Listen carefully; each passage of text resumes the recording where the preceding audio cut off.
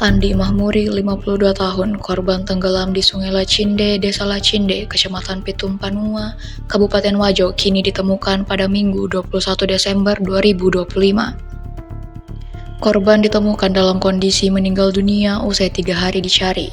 Sekira pukul 12.40 WITA, Andi Mahmuri ditemukan kurang lebih 10 meter dari lokasi kejadian.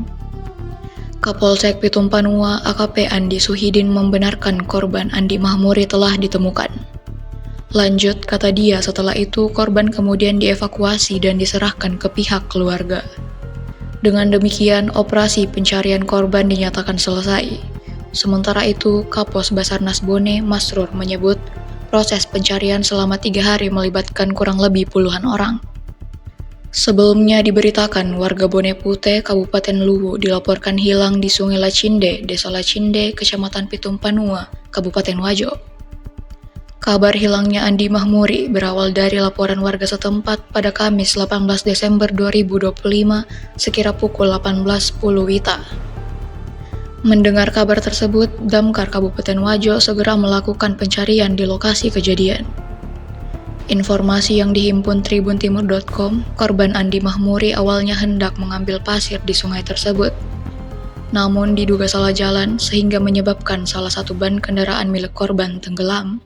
Hasil penemuan tali mayat, alhamdulillah kami tim SAR semua dari BPBD, Basarnas, kemudian dari Brimob tadi sekitar jam 12.30 korban sudah kami dapatkan di sekitar TKP. Kira-kira tadi ditemukan jam berapa Pak? Kami ketemukan tadi jam 12.30. Dengan ditemukannya ditaruhnya berapa?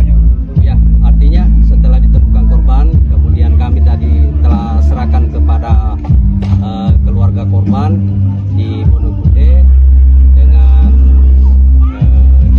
terakhirnya itu operasi pencarian korban dinyatakan selesai.